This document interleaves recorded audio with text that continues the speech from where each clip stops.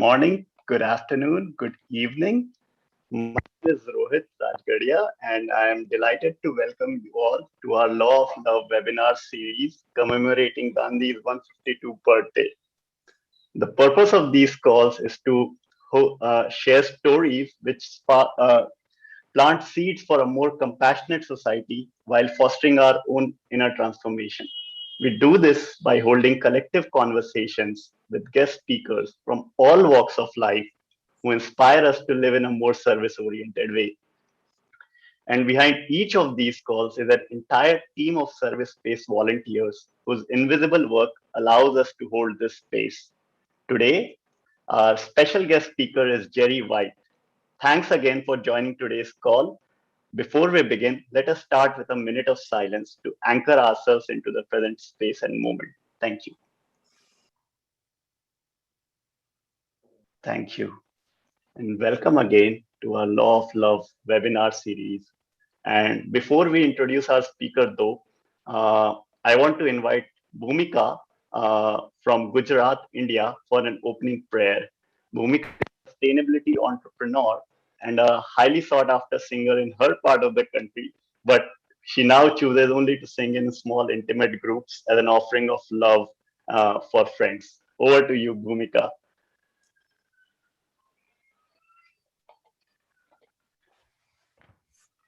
Make me a channel of your peace.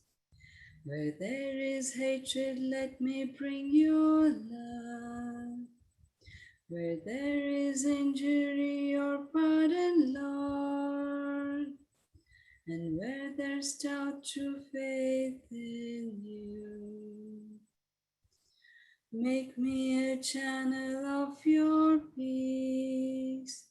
Where there's despair in life, let me bring hope. Where there is darkness, only light. And where there's sadness, ever joy.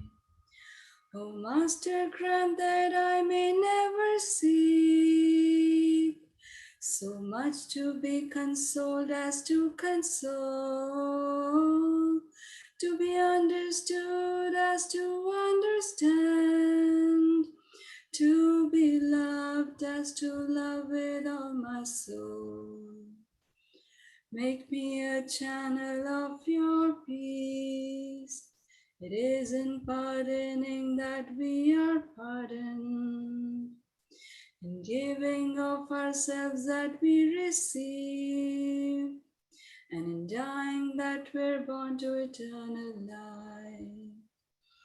O Master, grant that I may never seek so much to be consoled as to console, to be understood as to understand, to be loved as to love with all my soul.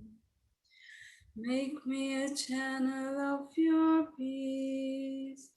Where there is hatred, let me bring your love. Where there is injury, your pardon, Lord.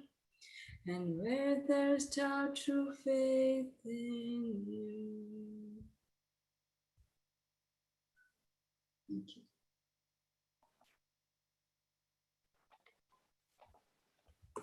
Thank you, Bhumika, for that lovely prayer and blessing our gathering in this way. Now I'm going to hand it off to our moderators for the day, Birju and Sheetal. And Birju is calling in from Phoenix, Arizona in US. He comes from an investment banking background and is doing some incredible work at the uncommon intersections of finance, spirituality, and compassion. And Sheetal is calling in from Pune in India, and she has held many organizations and is particularly skilled at holding space for emergent circles. And most recently has been exploring serving elders in her local community. So thanks a lot, Birju, Sheetal, and Jerry, and over to you, guys. Thank you so much, Rohit and Bhumika, and so many volunteers who invisibly create this sacred container we get to experiment with. I have the opportunity to introduce Jerry White today. There is a part to Jerry that is an amazing identity of service to the greater whole. And there is a part to Jerry that is deconstructing that identity. He has helped steward several organizations and movements, including the international campaign to ban landmines, which of course has won many humanitarian awards, including the Nobel Peace Prize. His involvements are numerous beyond that, beyond organizational leadership as a whole, having been an author, a professor, increasingly taking on the role of elder in social change movements. And simultaneous to this, I have gotten to know Jerry, and he has increasingly been focused on spending time in periods of silence, in prayer, and in inquiry, informed by decades of interfaith engagement, inviting in how thy will be done. Today feels a particularly tender day to be having this conversation. And Jerry, I'm really grateful that you would take the time out on behalf of all of us. Thank you for joining us. Thank you, Birju. Thank you all. So Sheetal and I will dovetail in providing some direction, and I'm happy to get us started just to kick it off and perhaps start with a little bit of context and background for you. Would just love a check-in of how you are today, and then maybe can talk a little bit about where you're coming from. Great. So right now I'm located in Boulder, Colorado, and it's dark here, but the mountains are behind me outside the house, and it's a beautiful, cool night. Just happy to normally live right now in Washington, D.C., although I've moved around several times in the last 10 years, probably on a certain pilgrimage of finding places to serve that are best suited. So I live in Washington, D.C. I have 4 grown children, 2 daughters, 2 sons, and my goddess of a wife, Kelly, who many of you know, is back there in Washington, waiting for me to come home tomorrow.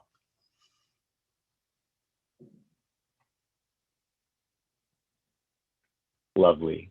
Grateful for that context. And to start kind of with background, you were an American college student as a young man, and you decided to visit Israel. I'd love to hear a bit more about what made you do that. Well, I grew up in a small bubble of a town called Cohasset, Massachusetts, about 6,000 people on the coast, very beautiful, privileged in what we called a preppy town, mostly white. No synagogues, no mosques, no Hindus that I knew of, not a lot of diversity. So although it was absolutely a beautiful town in terms of nature and setting, I found myself feeling, I don't want to say bored, but wanting to see the world and break out of that. So I grew up an Irish Catholic boy outside Boston.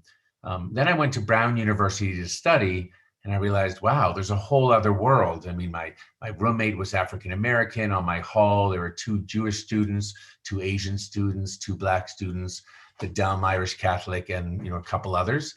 And they seemed to know all sorts of things that I had never studied or discussed at my dinner table. So I was very thirsty and maybe ready to learn from this diversity, and to be humbled by it, to say, I don't know.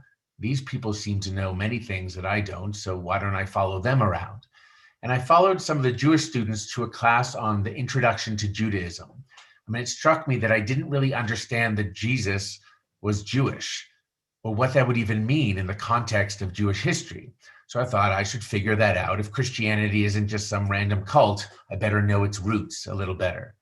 So I went and followed some of the smart kids, and I ended up finding my advisor at Brown. His name was Jacob Neusner. Professor Neusner published more books than anyone else in America, and maybe, 1,000 books, I think it was, by the time he died a couple of years ago. And he was the one who pulled me aside and said, Jerry, don't you know that God doesn't speak Latin or Greek in heaven? If you're serious about Jewish studies, you'll go and learn Hebrew or at least Aramaic in the Holy Land. So this was 1983. I packed up my bags. I had never discussed the Arab-Israeli conflict. I had very little to do with that.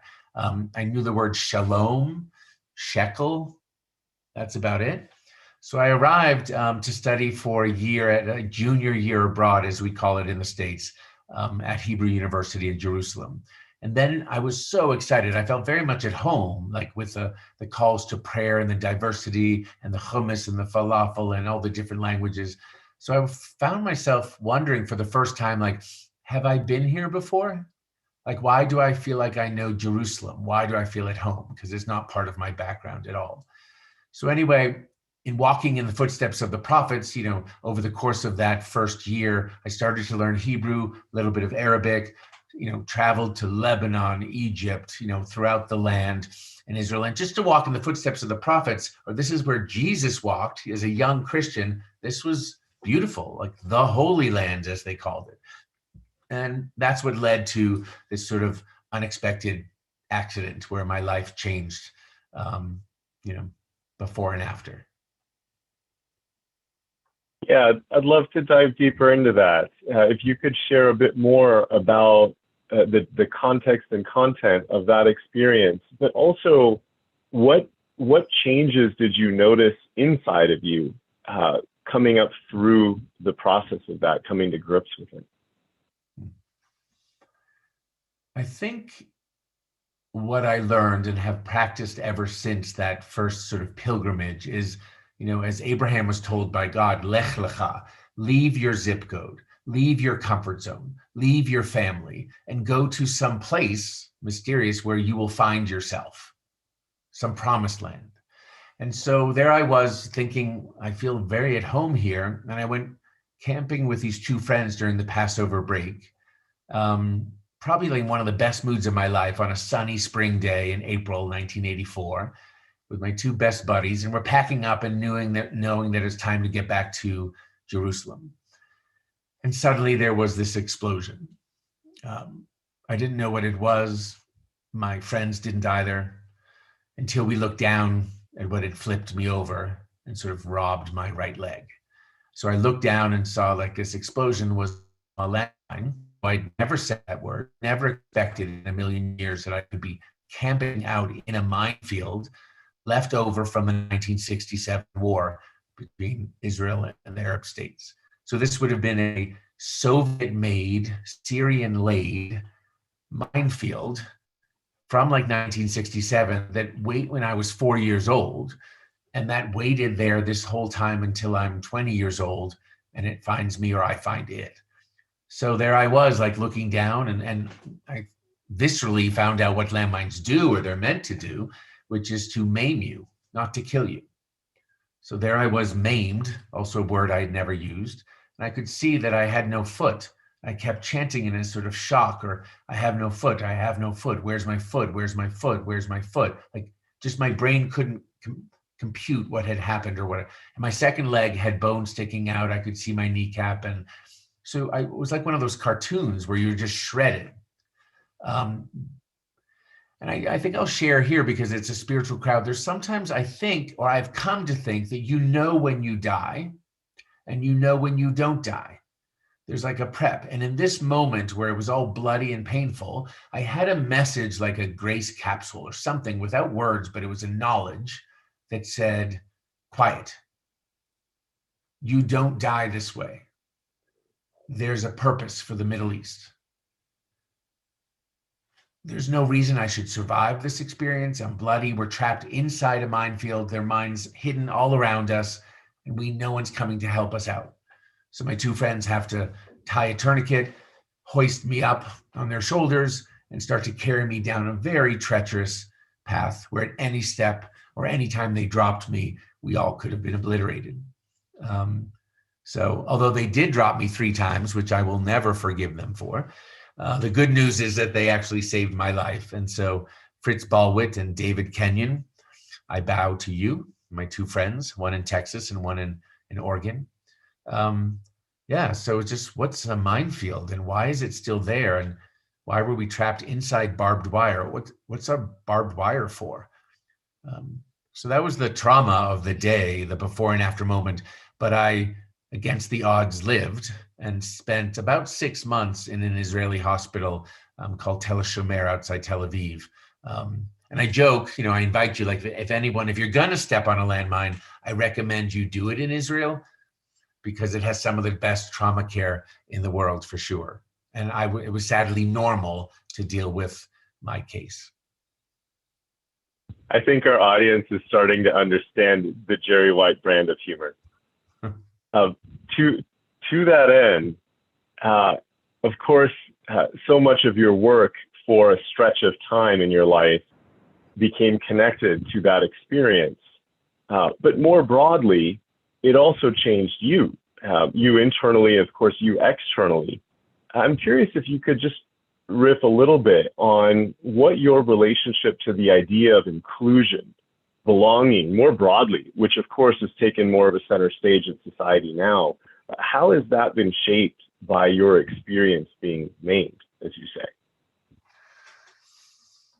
Well, I think then you start to learn what difference becomes, like what being different. If I was sort of part of the mainstream and suddenly I'm sent into a hospital where I have 3 or 4 roommates who are missing their eyes, arms, legs, and the whole hallway in the rehab unit, from burn victims to any type of injury and violence, that was, you again, out of my comfort zone.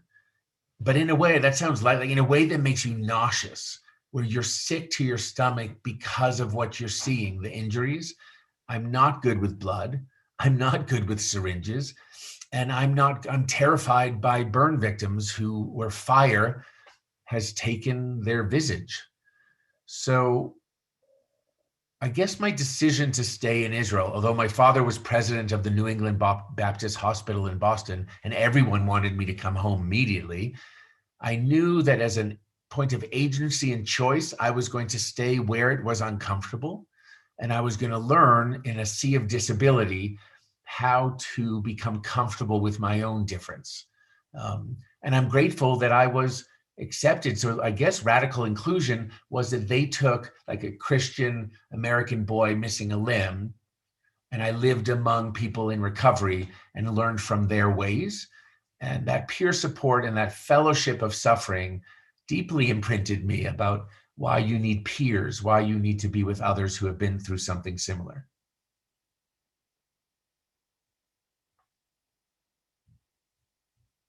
Thank you for that. I'd love to hand it off to Sheetal and transitioning over to a different topic. Thanks, Birju. Hey, Sheetal.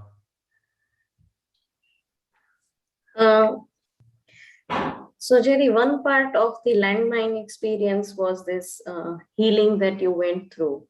And then this thought of there should be a treaty where, you ban landmines across the whole of the world. This should not be the case. And then you went across the world meeting people who were affected by it to get the treaty done. So there are 2 parts to this. One is that, as you said, that you need peers. So you kind of met, I think, a lot of them through your journey. And are there a couple of them who still are very fresh in your heart, that, these are the 2 who made me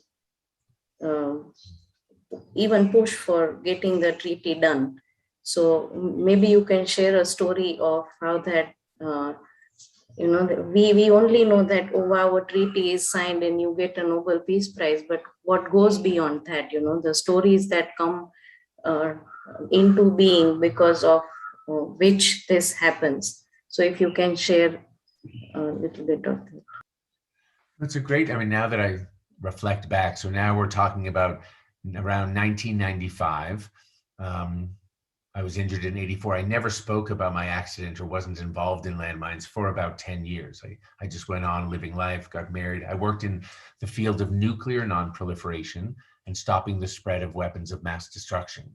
So one of the first survivors I met was Ken Rutherford, who is an American survivor of a landmine explosion in Somalia, where he lost both his legs. And he was coming to start his PhD in Georgetown. And someone had put us in touch saying, Jerry will tell you where's a good prosthetist, someone who makes fake legs. And he also knew that I had an interesting job, wanted to be my boss. So we went out for lunch and had burgers.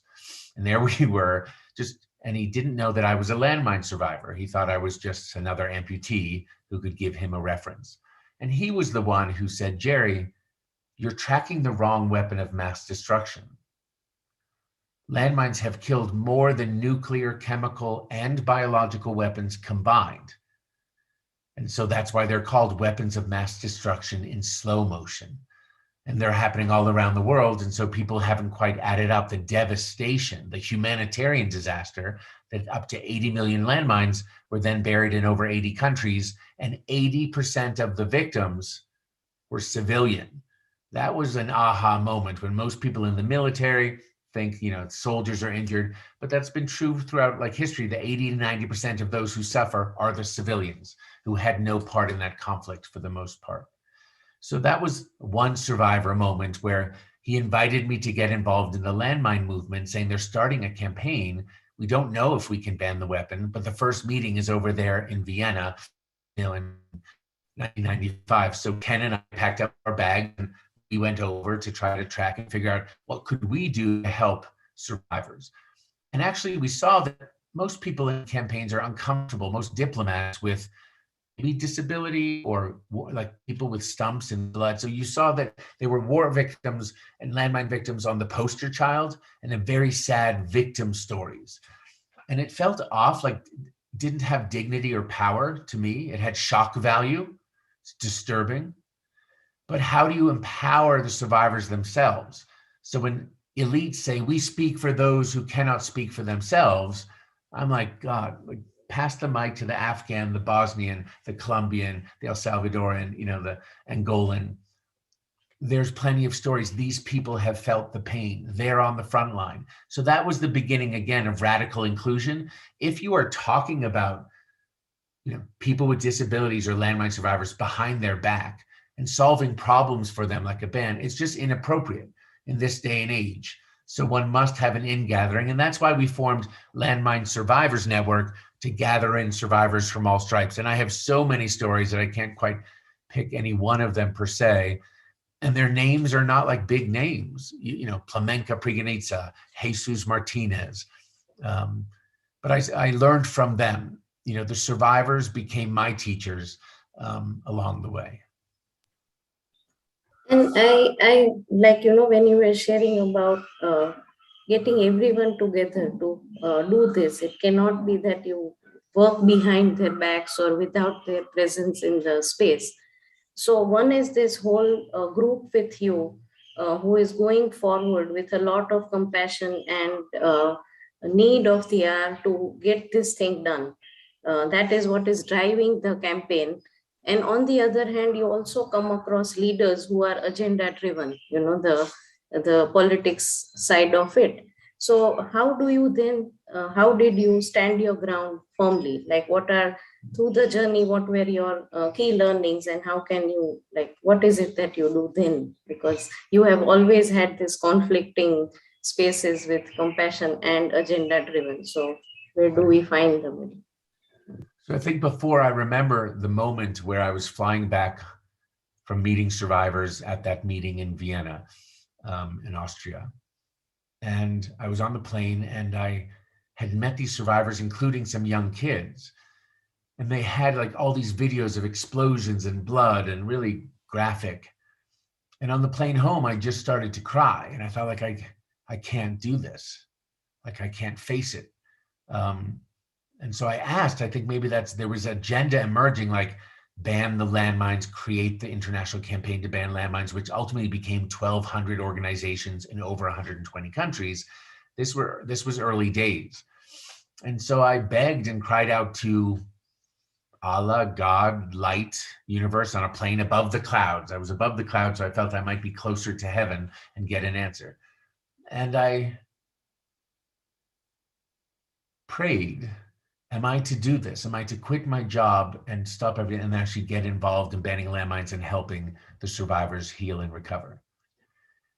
And the vision that came to me while I was praying was here I was suddenly back in a wheelchair without my leg, in a mist and a fog, and I'm crying out to, God, anyone, answer me. And there was just gray fog, no answer. And I remember that lesson of thinking like, well, did I expect a parchment to come or some big booming voice to tell me what I had to do?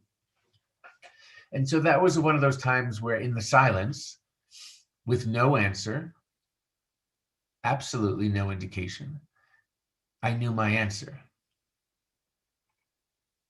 What would I say to my son, who was about 8 years old at the time, if I did not respond to the call of need? How would I live with myself and explain that? So it wasn't guilt or shame, but there was just like, oh, I know what I must do. And then I surrendered to the service of that mission to the survivors. So these are moments where the pause and the very private pain, one can inquire, dear pain, what are you asking of me?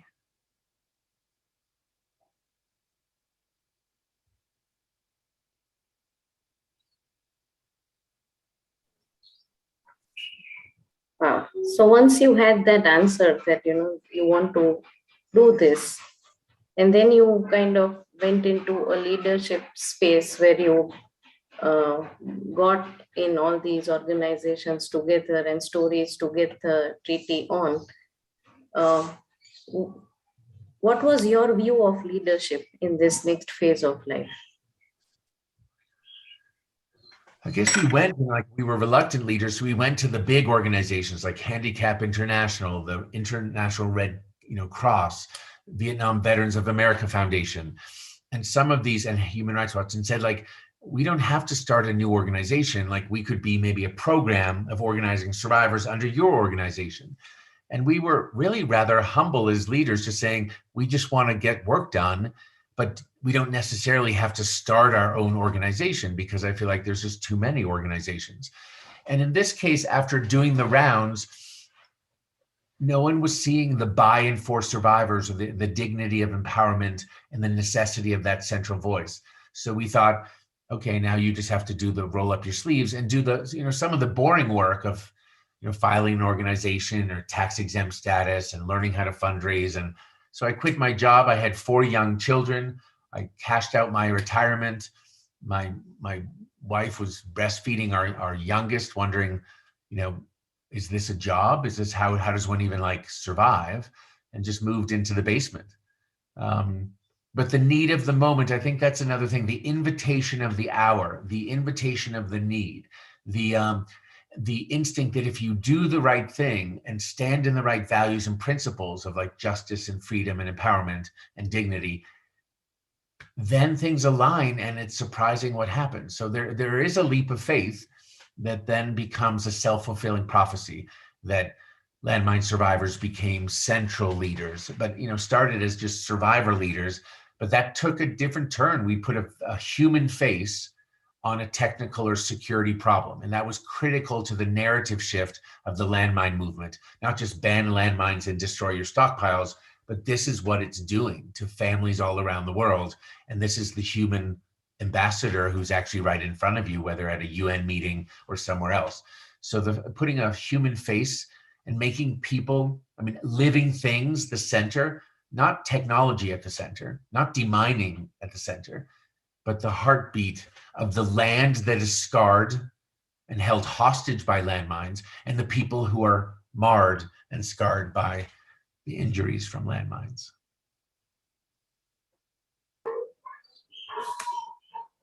Biju, you have a question there? I'm just touched by the spirit of compassion and being moved by life that brought you more deeply into this work, and the leap that's required to do that. And yet from the outside, it's accomplishments and accolades, and there isn't necessarily the curiosity to get into the nuance of it, how one may not be driven or motivated by those kinds of things, and yet they come anyways. And I'm curious about that. As part of the introduction, I named some of those accolades. And, this sort of recognition is thought of as a big deal in our society. And we've got a lot of people here who have a spiritual orientation and also have a service orientation. And I'm curious how your own relationship with accolades and accomplishments has evolved, having seen the spectrum of that. Yeah, I think it's funny because I was raised to lead or to achieve from my particular family. So as an elite American from a particular family, you were to go to great schools and you were to be class president and you were to be captain of teams.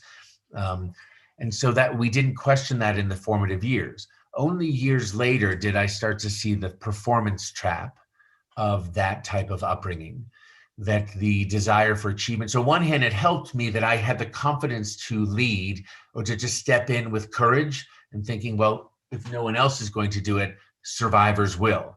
So, but not, I don't think so rushed. It was sort of reluctant bravery to say, I know how to speak, I know how to write, I've been trained in certain things, and I know how to address ambassadors. So that's what I'll do. I'll use my elite power to empower a bigger issue that went beyond myself. So one hand, I would say there was confidence.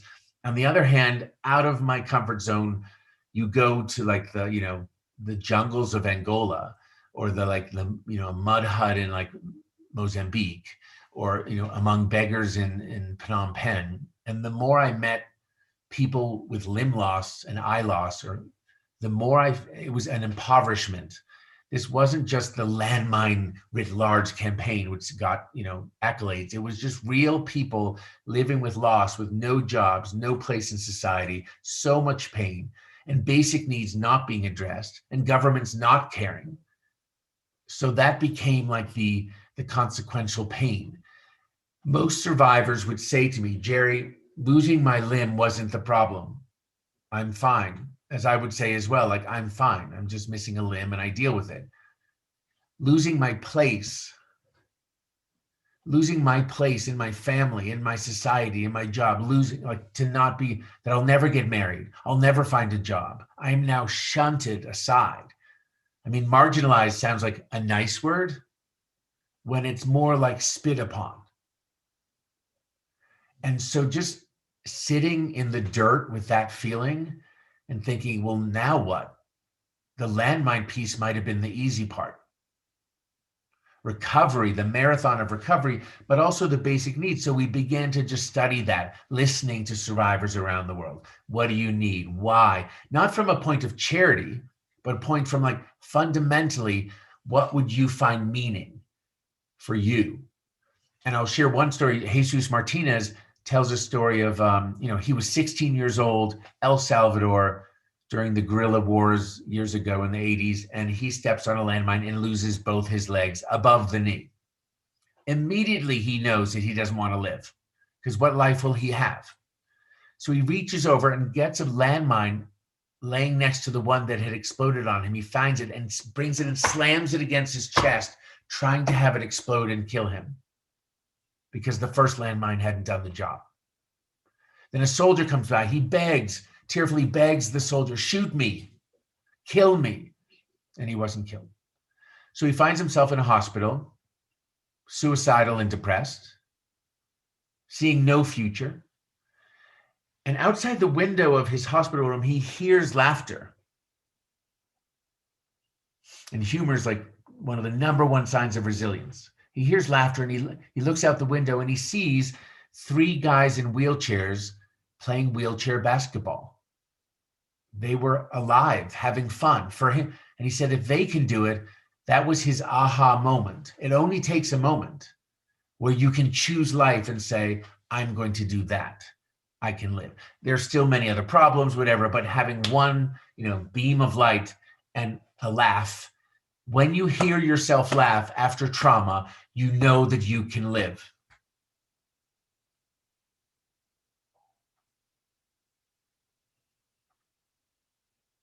And thank God Jesus lived, because he became a leader of the disability movement, not only for landmines, but in El Salvador, changing their laws.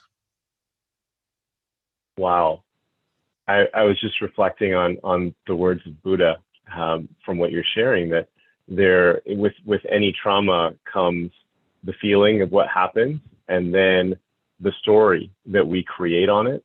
And what I hear you describing is that the story actually works both ways. It may be personally created, but it's also societally created.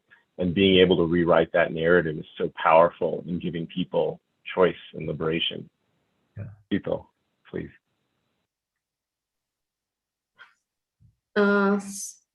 So one part of your life is this whole work that you do outside, and you are very known as a leader and these things that you have done. But coming back home, and you have often spoken about Kelly and 4 kids. What do you feel as a partner or a parent? And how have you been supported by them through the work that you have done?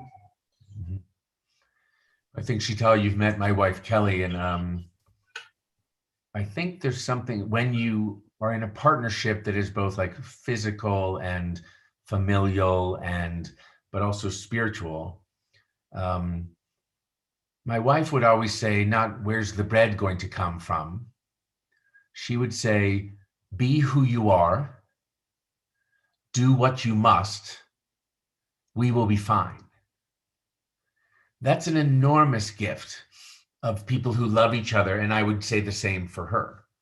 But she was like, we mustn't worry about ourselves. We'll be fine. Your kids will be fine. And so I think, but that took a toll on the family, and the amount of travel I did over the next 10 years. I mean, in my 30s, it's one of those decades I'm not sure I remember, because I was mindful of this huge amounts of outer work, whether it be like the family and the diapers and the work and then the travel and then the treaties. But that inner work was starting to lose its foothold, except that I had so much support from my family. So it was hard for my children to criticize their father, who was a workaholic, running around the world doing noble things. So if you criticize, they would see others be like, well, your father's so important, but they were missing their dad. And I was not there for hunks of time. So I also learned to practice spiritually. Maybe this is a cop-out, but how are you present with your family or your loved ones when you're halfway around the world? So I don't know if it was prayer, but I learned to shut my eyes and what I call Zoom. I would energetically just put myself into my kids' classroom or at home or the simple little scenarios. And I felt that I was with them all the time and they were with me. And later in life, I would ask them, like, when they would make fun of me for having traveled so much and been gone, I said, can you name a second where you didn't feel my presence and didn't know that I unconditionally loved you?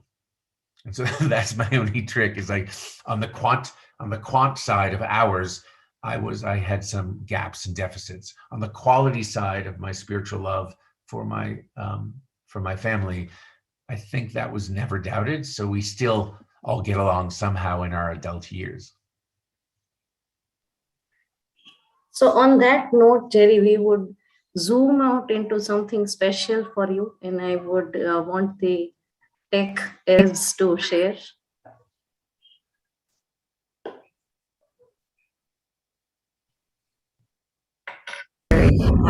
So many things, it's hard to pick one. I'd say that Jerry has fiery energy to bring equality and justice to the world, which makes it difficult because the world is not equal and there's a lot of injustice.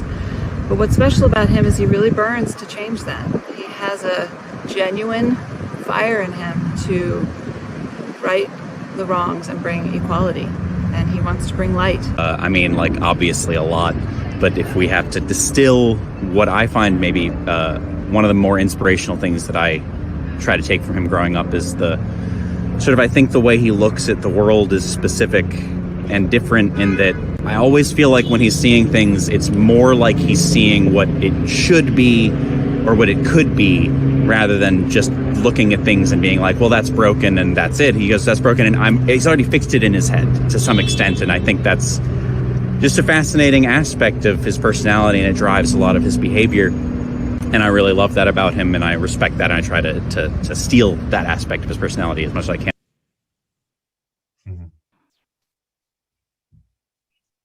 I hope that as he goes through life, that he gets more and more spiritually at peace with those things that he sees and need changing, but that he just doesn't have the specific ability to change. It's just either outside of his control or outside of his expertise. And to, as he goes through maintaining the strength, changing the things that he can, to have that peace with accepting the things that are simply not going to be perfect, and that that's okay.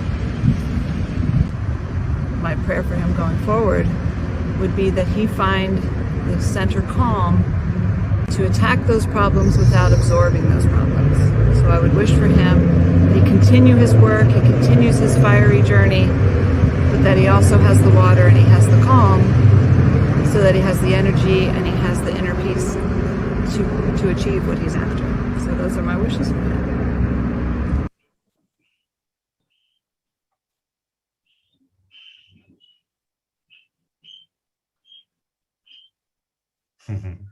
So for our viewers, I would just like to add that that was Kelly, Goddess Kelly, Jerry's wife, and Bo, his son, with him right now. Oh, so beautiful. I guess they see me and know that, like, yeah, there's in a personality that has a lot of fire, needs a lot of balance with water and air and earth. So we all need the elements, and balancing even those chakras, as you've taught me, Sheetal, more and more, that so as not to burn out and do harm. When I am learning, even though it's belatedly, I did this outer work, and now I'm trying to have my inner work sort of catch up to that, just so like, oh, I can be in balance and hold the space of balance, while still not being, I think a lot of the world is afraid of fire, whether it shows up as rage or anger or violence. It's so hot. And one person once said to me, Jerry, people can't handle anger or rage, but think of it as like you're at a hot spring. You can't sit next to the hot, fiery water, the hottest part, but with the rest and the set, you can have a spa. So in fact, learn to modulate and mix that heat, even anger, and use that paint or that temperature and melding it with the environment so that it is an inspiring and healing space that you work in, not one that feels so uncomfortable. I feel like that touches on the next invitation to share, Jerry.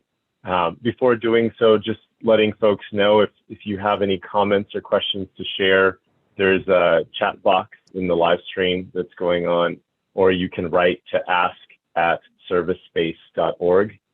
We'd love to have your feedback. Coming back to what you're sharing here, Jerry, I know more recently you have been articulating an orientation that I've heard you call a few different words, one of which is inner entrepreneurship. And I'm curious, connecting it to your path, but also connecting it more broadly, can you share your thoughts on that and why it matters today, particularly, not just for a certain segment of the population, but as something to be developing collectively? Yeah, I think it was because I saw so many of my peers in the social change space or activism space burn out. And I have a lot of energy, and I was finding I was burning on both ends. And even though I was achieving a lot, getting accolades, I myself was becoming unhealthy. And you saw so many Ashoka leaders and social entrepreneurs who were divorcing, families were suffering, and they also were burning out. So it raised the question, how does one actually support leaders, and how do leaders learn how to find their own balance? It's up to them, but the ecosystem is not set up to support really gifted founding leaders who are doing breakthrough work. So I found that became an inquiry to look at, and then to share leadership. More and more I thought, well, yeah, there is people have an ego, and it forms an orgo or an NGO, and you have your logo, and it's all so go-go. There's a certain point where you're just this is just insane. How do you get back to the mission and of the balance? And you don't put the negative, religious hatred in the center. That's not your mission. It would have to be like flourishing in peace or balance in love or justice for all. So by actually doing a few, acupressure shifts or chiropractor shifts on mission, by putting something positive with an affirmative vision and values, then you start to get it right because you're in service to something bigger than yourself, and your ego is checked by that at a certain level. So there's so many different techniques I've learned over time. But then for yourself, an entrepreneurship meant for me that once upon a time, this woman who was on my board said, Jerry, you remind me of a donkey with a carrot, in front, and you've achieved enough. Like, why don't you just relax? Like, I don't understand why you're always peaking and like running off to the next thing. You hardly even celebrate anything that you've done and your teams. And I said, ooh, ouch. I don't know what that means. I don't know what the carrot is. And she goes, well, do you have a spiritual practice? And I was offended as well. This is probably like 15 years ago. I was like, what do you mean, like yoga? Like, I had never done yoga, but I thought that, like, I didn't know what she meant. And she says, no, can you? I said, well, I'm a person of faith. I'm spiritual. I said defensively. And she says, no, I mean, like, by a spiritual practice that, like, tomorrow for a minute, you sit still and just breathe. And the next day, try it again. Just sit still, breathe for a minute. And the second month, do 2 minutes a day. The third month, 3 minutes a day. And then after a year, you will have what I call a spiritual discipline, 12 minutes a day. That set such a low bar, I thought, that I was like, damn, I can do that. So I didn't tell her, but next day, there I was with my coffee and my phone and my chair and my timer. And I'm like, okay, 60 seconds, a breeze. Couldn't do it. Reached for the phone, see what time it was, like 25 seconds. Reached for a cup of coffee, said, no, I can do this. I tried, and it was at the realization, it was so low a bar that I realized I was spiritually obese and clogged. I could not breathe. It would be like going to the gym and not being able to do like 5 sit-ups. You're not healthy. That was the greatest gift for me, because I don't know, she tapped into me as a competitive guy. I was like, no, I'm going to make meditation my thing. Again, getting it but it was enough to trick my system into starting to think differently and then really start to take note and care of myself. So I went on there, then I went overboard and did like a Vipassana for like 10 days. I was like, no, I'm going to make meditation serve me. Again, missing the point. However, I think Vipassana for me was like, a boot camp for breathing. It was like learning a technique and how to watch and with equanimity and scan your body and sit still for hours on end. So even though I wouldn't say I'm accomplished Vipassana meditator or insight meditator, I would say I did learn the basics of that sport for my breathing. And that has served me so well in my hybrid meditations and contemplations as I went forward.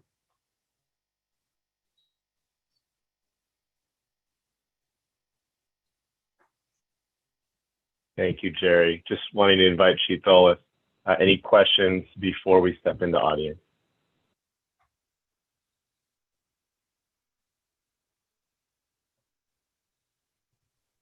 I think one of the things that we see in Jerry always is reverence.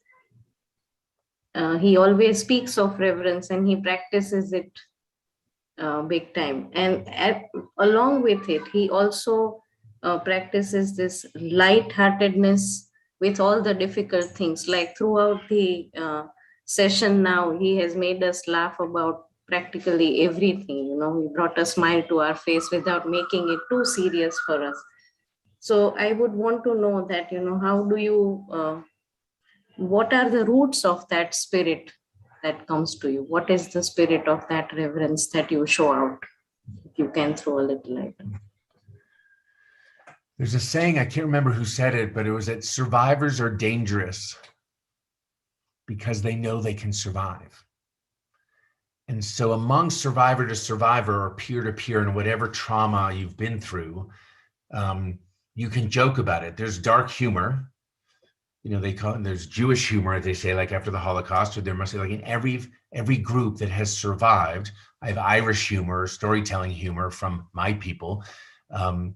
And so I think that's it. And also that there's so much dark material in the world. And so all the topics I've worked on, from disease, disability, disarmament, like landmines, like genocide, etc. It's so dark that unless you introduce the light, including humor, because between what things should be, as my son said, and how they are, there's this huge gap to play with. And in that is a lot of gray area for humor and irreverence, I would say. Like, I would say that's more my brand, is irreverence, like, and poking at things to see if it's real, to see if I'm real and what I said is real, to see if the person next to me, can they laugh? Even in interviewing and gathering teams and hiring, I always test for humor, because it's the number one sign of resilience. And you want a funny, resilient person on your team if you're dealing with darkness, which very often I am. So I think it is playing with light and dark. The greatest artists, like, Caravaggio knew this, and chiaroscuro, like, it's what you do with the light which makes that masterpiece possible.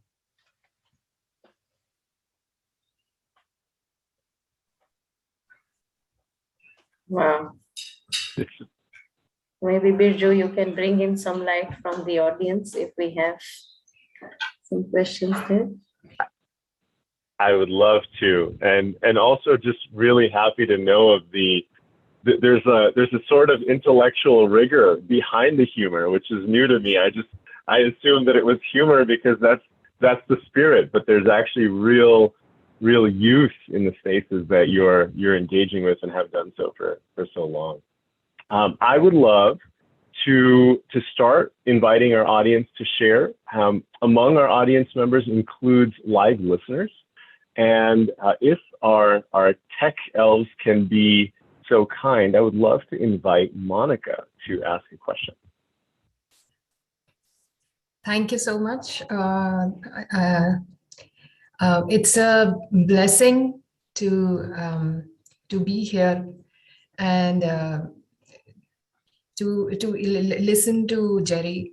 And I just wanted to thank you for just being here amongst us. It's like, I feel so blessed. And yesterday, after the Compassion Pod closing circle, this song was going on in my head, Make Me a Channel of Your Peace. And when I heard it today, when this meeting started, it was like a magical experience. So I had a question, Jerry. I work with some nonprofits who work in the disability space. And I just wanted to share a story which I heard from one of the leaders, which has stayed with me. He was sharing a story of how they go into the community to identify children with disability. And this is in the rural areas of Karnataka in India. And they found a child with disability who was tied to the bedpost in his house with food and water left out for him.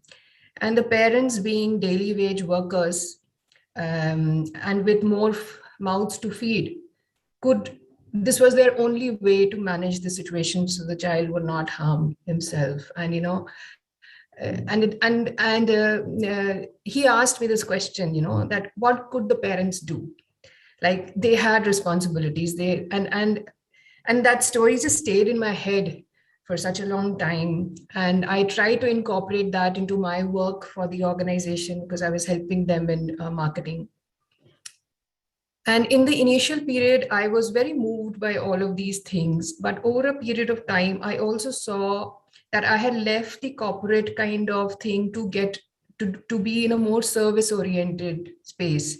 But when I looked at the way the kind of pressures on the fundraising team, for example, or the marketing team, it again felt very, much like a corporate, and where, there were targets, and at times even the leaders sometimes would say something which I felt was very insensitive to the cause.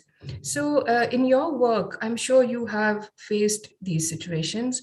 How do we keep that spirit of service alive while organizations need to meet these targets? Because I remember you saying this last night also, that that in nonprofits not be competitive, they join hands. And this organization that I work with is known for collaborations. But in spite of that, in spite of the best intentions, I recognize that many times, like how do we bring the whole organization, every individual in the organization, feel that spirit of service? How do you manage that? Oof. I think you could answer the question maybe better. A couple things come to mind as you were sharing that image and story. And I feel that I may not be, fully authentic, but what comes from my conscience and gut is, the last shall be first. I mean, that's Jesus talking, right? The least and the last, and how a country or a community is will be known, will be to the extent to which they treat the least and the last.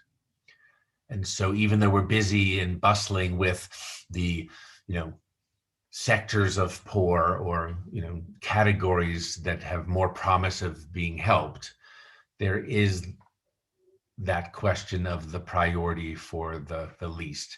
And maybe the story then that comes to mind was when I was with the Princess of Wales in Bosnia in the summer before she died. And we went to a home of a young 16-year-old who had lost her leg to a landmine. And she shared her story with the Princess of Wales. And it was very moving and beautiful and powerful. And as Diana was leaving the home, in a back room, she saw something stirring, like in a cage or a crib.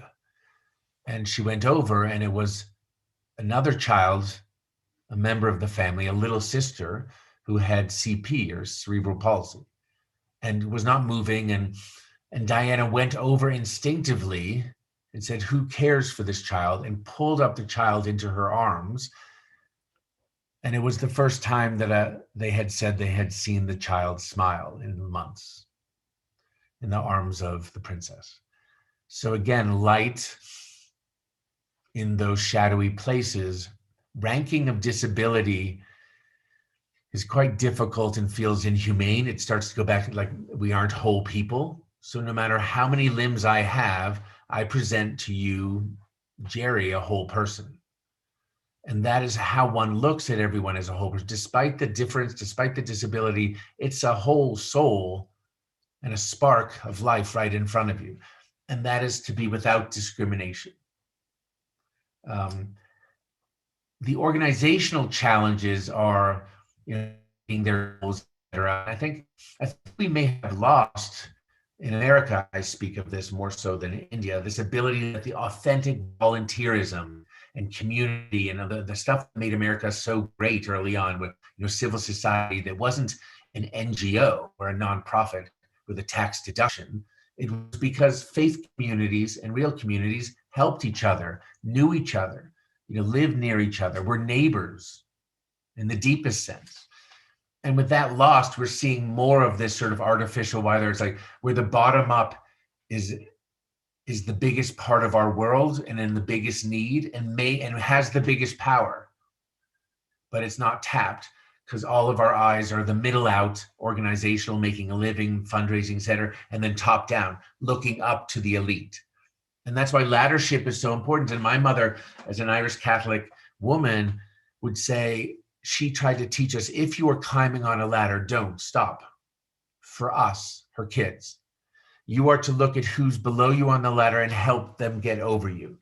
So like trans ladder or laddership, as you all may call it. So why are you looking up? You should always be looking down. Why are you getting ahead? What if we had the race to the bottom? How often do you see the person moving down the ladder to go to the poorest of the poor, or the dirtiest of the dirty, or the smelliest of the smelly, and then somehow find humor and joy? It is so difficult, and I can't say that I am that person. That's also a challenge for me. I joke with Chital and Beers, like, I don't know who likes cleaning toilets, but I don't so much. And then I ask, where am I called? And it sounds maybe arrogant, but I'm like, because I seem to have been called in these plays that are systems change. So I'm not really so much in the service business for me as a vocation. I feel that's a weakness. but I'm obedient to my calling. Does that make sense? And lastly, I would say one of my mentors, Monica Sharma, used to say, Jerry, everyone don't homogenize. You know, horses don't lay eggs and hens don't gallop.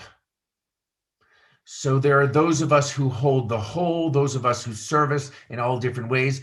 Everyone, the point is in dignity and hope and grace, everyone has a contribution to make, the least and, you know, perhaps the most elite. And that's what you call people out to, like, what is your contribution? So I don't think that quite I love the answers, paradox. but it flavors what I think. Thank you, Jerry. I love the paradox as well. I mean, in addition to the commentary on laddership, I had a quote from a mentor of mine come up that sometimes the deepest offering you can make is to stand in front of the room.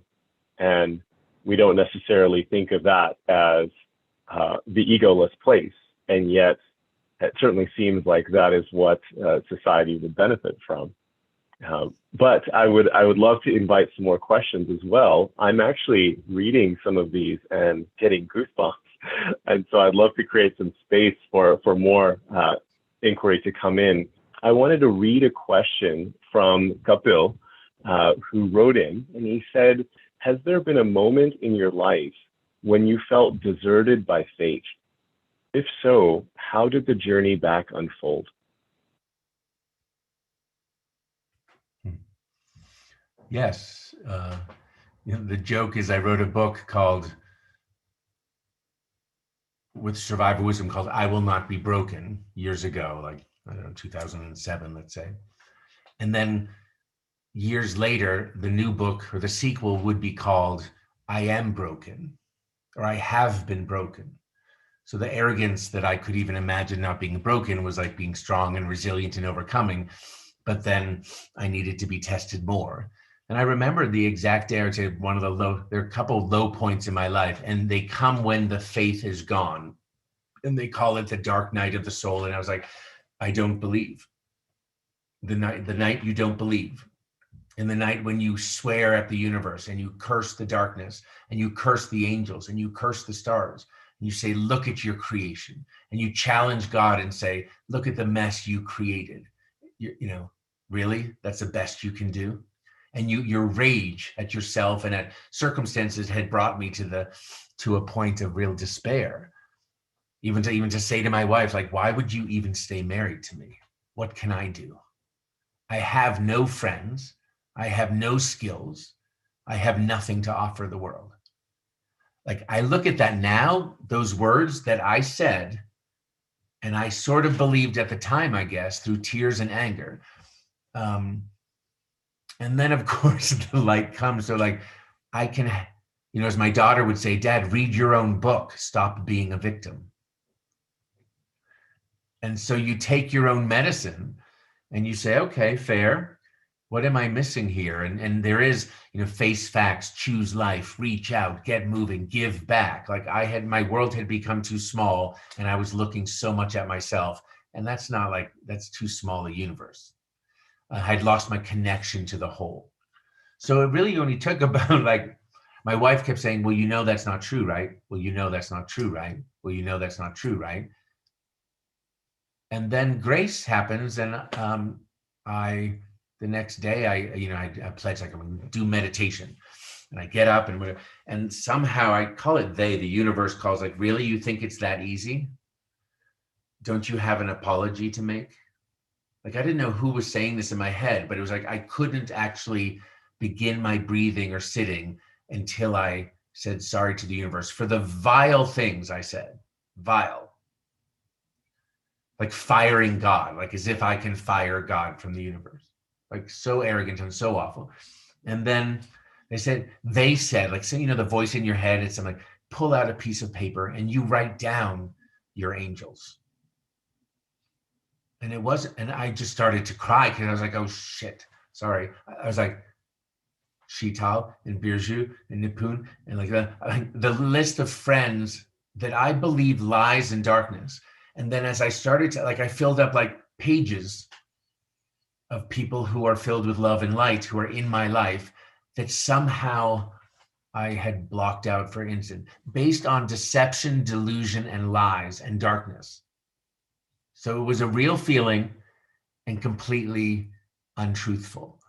So the facts faced me and I was like, oh, and then they say, write what you believe. Not what you were taught as a Christian, whatever. Like, and I cannot shake my belief that I am like a soul in this physical body, a spirit being who is called in a certain way to work in collaboration and constellations for, a freer world, for light, liberation, and wholeness. And so there I have it. So then they're like, okay, now you can meditate, but not before I cleaned up my vomit.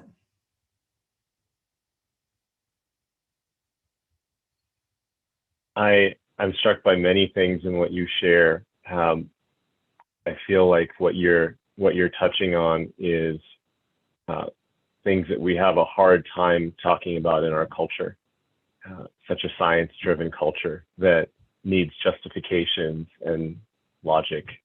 And the experience you're describing, I think, has a universal quality, and yet we don't have space.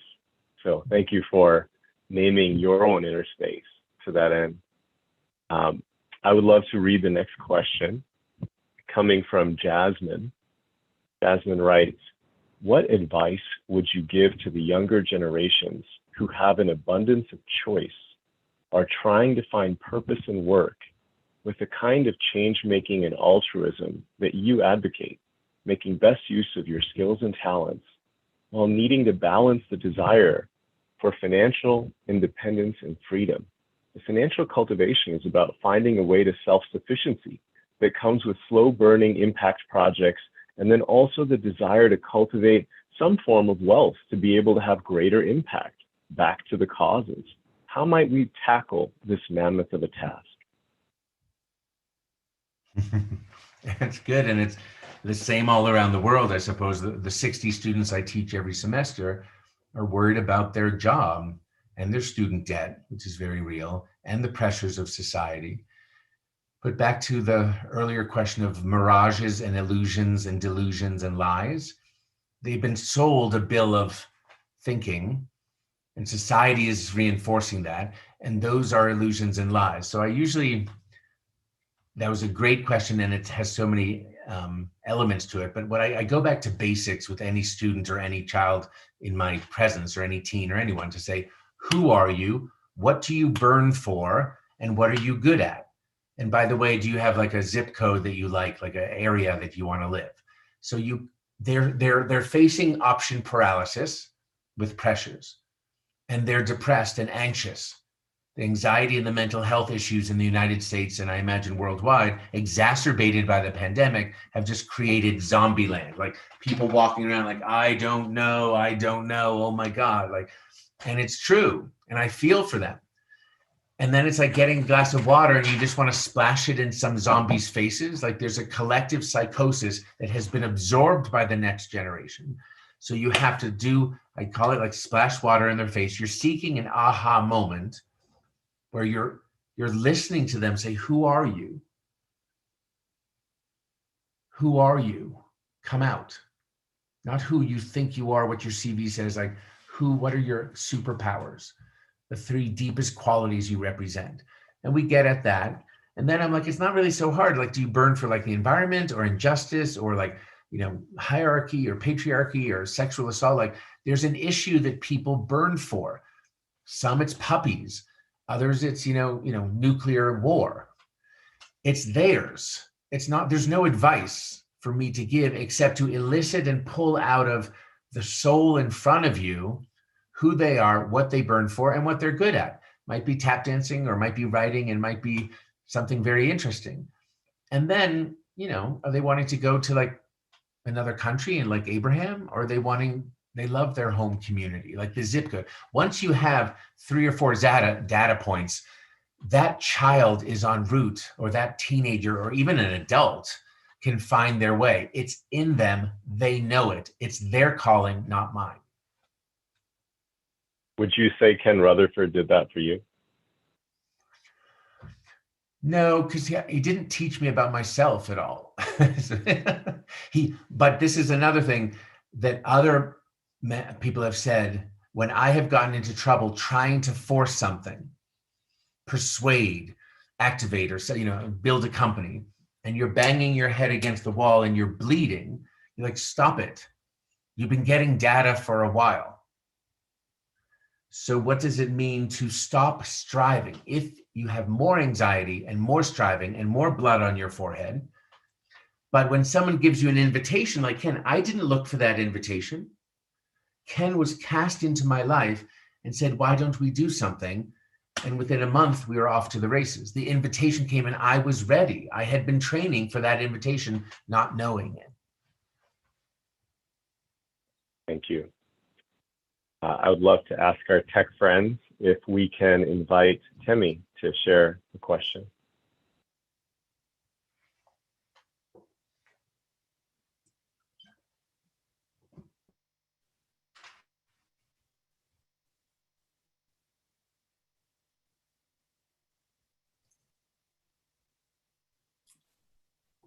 We're working on it.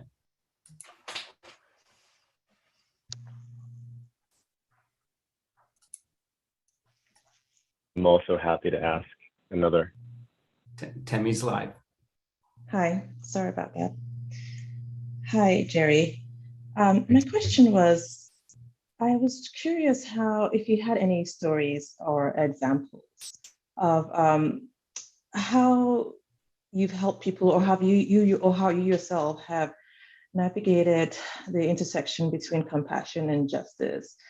So as you work with survivors, and there's a lot of pain, I'm sure, and a lot of hurt, and a lot of blame, and a lot of anger.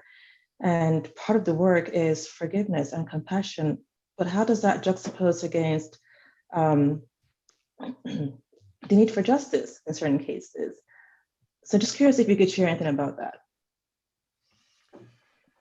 Such a good question, Temi, and I thank you for it. And I think that I have maybe an imbalance on this answer. When I went around the world and saw people wanting justice or reparations for what wrongly done for them in war, genocide, mass ethnic cleansing, etc., crimes against humanity. So even like in worst case scenarios, and this desire for justice, I saw that justice was going to be a very long arc that they most likely would not see in their lifetimes, if ever. Or maybe justice was something divine that will be done at the end of time. So, and I knew the revenge, if we call it that, the justice is in finding your balance and pursuing your positive life. So even on the landmine game, people wanted to have like class action lawsuits against landmine manufacturers and all of that. And I was just like, so much negative energy. It's going to take too long, and it's missing the point about how do we rebuild lives so survivors get legs, get jobs, and get on with their lives. So for me, that's how I approached it. My optimism for myself is the healing is not at the hands of the perpetrator. The healing is in my hands. I know it's work. They do, or what happens to them is on them in their path. So even in Israel, people would say you could sue the Israeli government. You do this, or you should get a lawyer, or whatever. And every 2 seconds in America, there's another lawsuit. I haven't seen how any lawsuit ever, even once settled, has made anyone happy, except sadder that lawsuit didn't bring their child back, or their limbs back, or their sight back. So I would just say, like, I have not seen justice in my day, or in the survivor groups that I work with that are among the neediest, that there's enough time for their living to actually make that their focal point. If that makes sense at all, it's just my approach as well. I left Israel. I said, I'm not going to sue anyone. I want to go back, walk out of this hospital, resume my studies and life. And there's way too much negativity looking at like what I'm owed backwards. It's just me. I can't my life is too short to focus on that. I think that negative energy or that false pursuit of justice, because it doesn't, would make me sick. Does that make sense at all? It does entirely. Thank you for that. I appreciate that.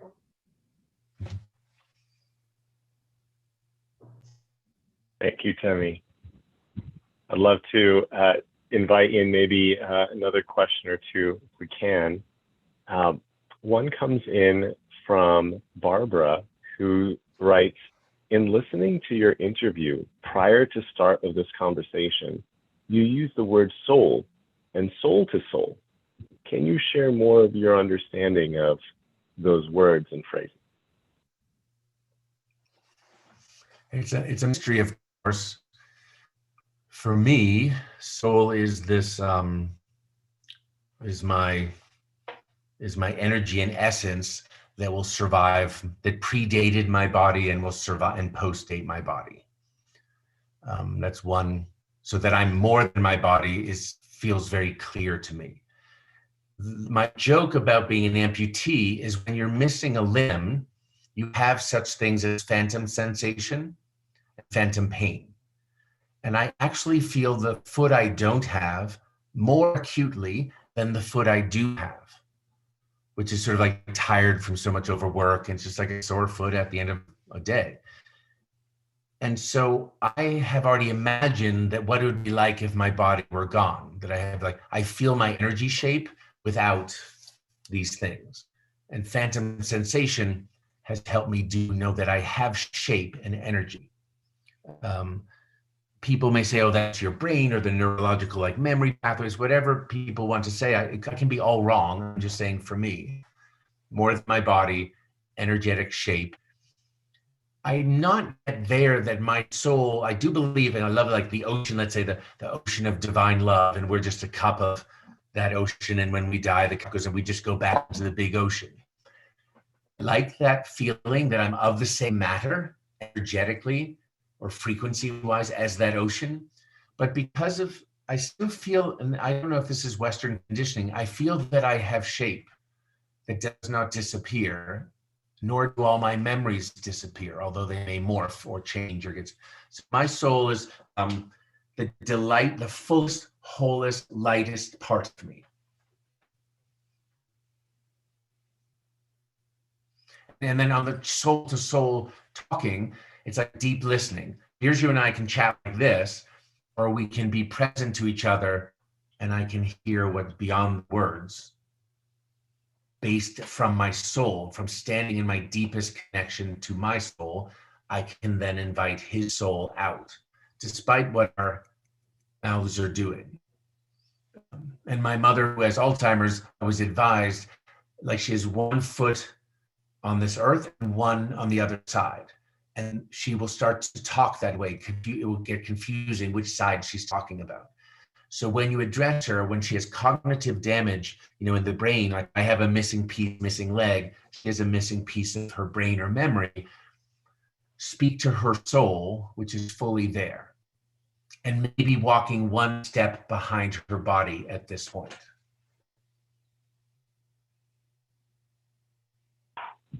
Deep lessons. Thank you. Maybe time for one more question. If we could invite Janet on video to share.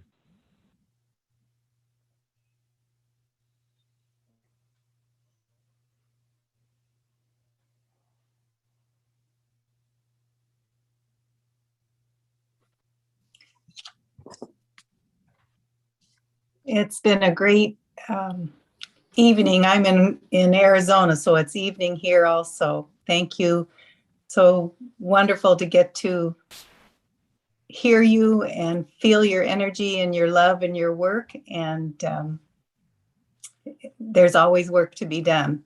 My question is, what have you found to be the most challenging pattern or habit in us that stops us from loving and serving one another? And then what have you found that changes this?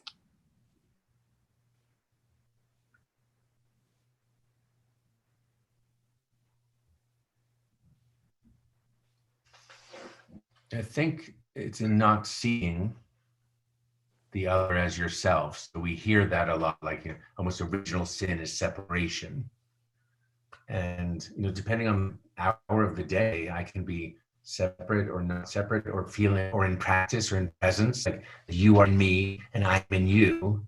And so therefore I love you and you are part of me and I'm part of you. Like, this is an accident to have, you know, atoms or frequency exchange. So when I'm not that, you know, you can, everyone likes to think they're a good Samaritan, but you can step over people along your path. And that's just not seeing and not being present. So I think that's a very like simple disconnect, and we clog ourselves, and it's our responsibility to clean and unclog and be as clear and present as we can. Like, that's a lifetime's work of balancing our energies. And to get out of it, it is that breath. You know, the pause that refreshes, the reset, the just like the, you know, you just like stop, breathe. You know, some people say go to the balcony as a figurative of like to get perspective, but go inside your soul, the balcony of your soul, before one makes the next move or thinks the next thought. So some people pit the head and the heart and the body sometimes against each other, or like start with the heart. But normally it's my head that's rattling, that knows enough inside the head or the third, you know, eye, just saying, Jerry, stop it, pull back, slow down. So I appreciate whatever says that or inside me. And then the heart is sort of that place of centering. So it's the head triggers the pause and the breath, which triggers the recentering in, you know, my heart chakra, and then creating room for whatever's to be done or not done in that moment. So I think that, you know, that cliche, the pause that refreshes and the breath that gives you enough time and distance to unite your head and your heart and your body, your abilities, like simultaneously, that they are aligned. Because again, you can take a breath and they'll go quickly into action, but something about knowing your body's intelligence, I like it. It's almost like it doesn't always work in democracy in the United States, that the checks and balances of like the Senate and the judiciary and the executive branch.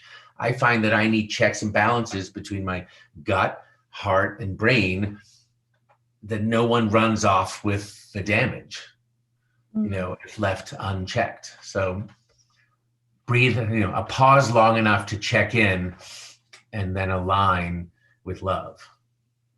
But I don't know, that sounds like advice. I just made that up because you made me think about what happens in my body.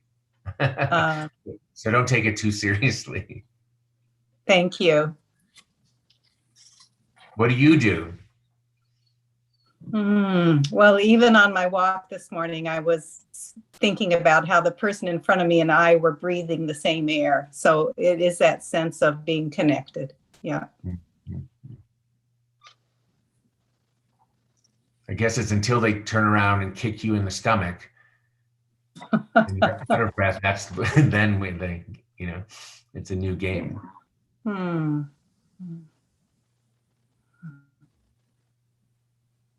That's why violence is so horrific on our planet and so rife, and not getting, like I said, religion-related violence is growing, and the cruelest, most horrific systemic violence that I find, it's like to look at makes you feel ill. And then we feel powerless in the face of the mass suffering. And again, you go back to the fractals of yourself. Like, if the whole world, if the Rohingya, the Uyghurs, the Yazidis are inside me, then how I treat them inside me as well. And if those perpetrators are inside me, how do I love and accept them as well? So the work of your body, if true, and I more and more feel it and sense it, that all is one. I mean, we read that, we sense that. I think many of us believe it here, but to actually own it, that I am victim and victimizer, and how do I love them both?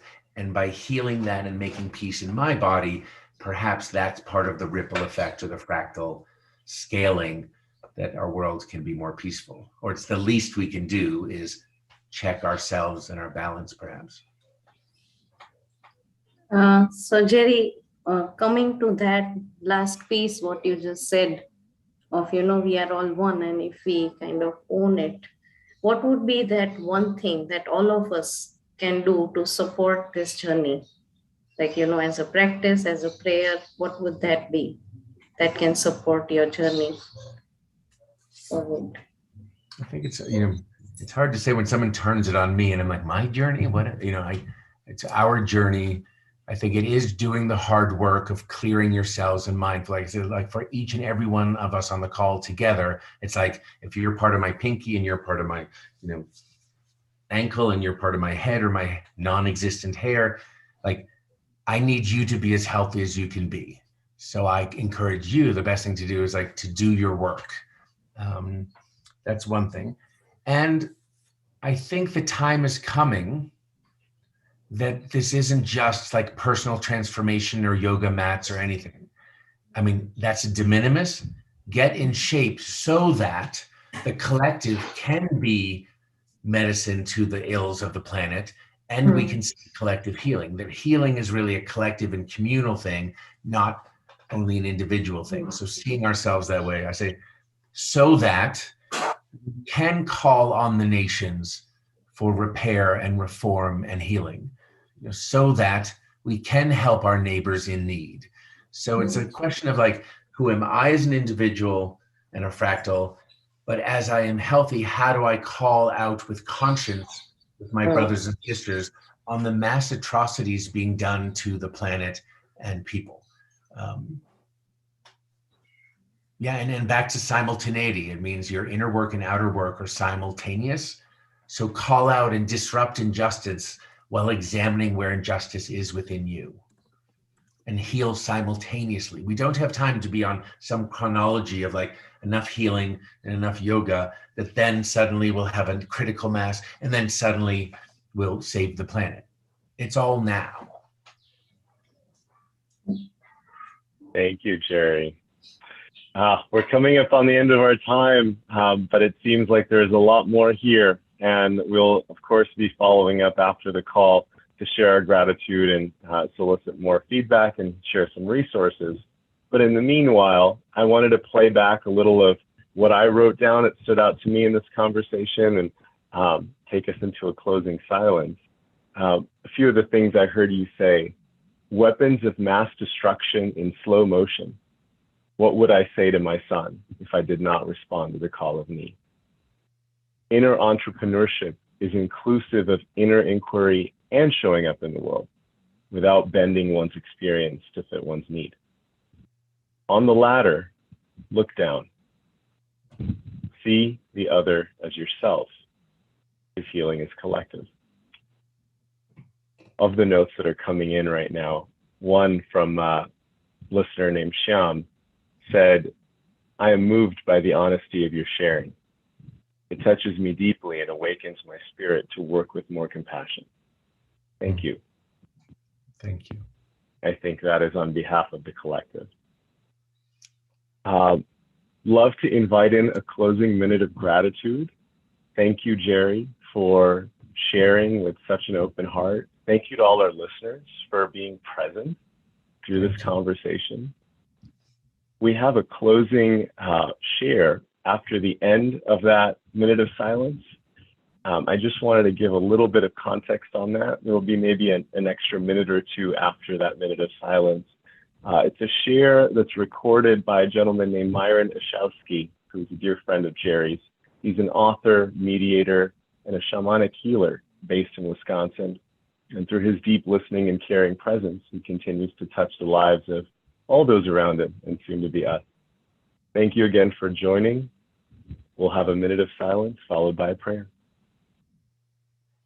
Thank you all. I start with a quote from Paula Gunn Allen, the Native American writer, who once said, "Our planet, my beloved, is in crisis. This, of course, we all know. For the most part, we do not recognize that the reason for her state is that she is entering a great initiation. She is becoming someone else.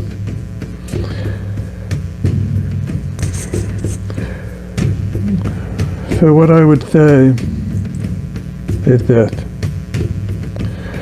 We are each a part of the earth, an expression of her essential being. In this time of great challenge, be it COVID, climate change, mass human migration, or the conflicts of unhealed history, the world is in a time of transformation. We are all changing form. The earth is, as Paula Allen said, in a time of initiation, a time of death and rebirth. And like time past for indigenous people, the world is crying for a vision. For indigenous people, a vision is not for ourselves alone. It serves all our relations. In this time of great change around our world, all of us are called to dream and create a world in which everyone acts out of love and compassion instead of pain and fear. So I'd like to end with a song as prayer. I call to the power of the thunder beings. I call to the power of the earth. I call to the power of the east and west.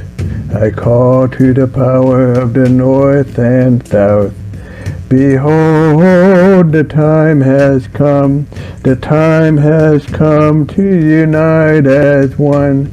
Behold, the time has come to encircle the earth with our love.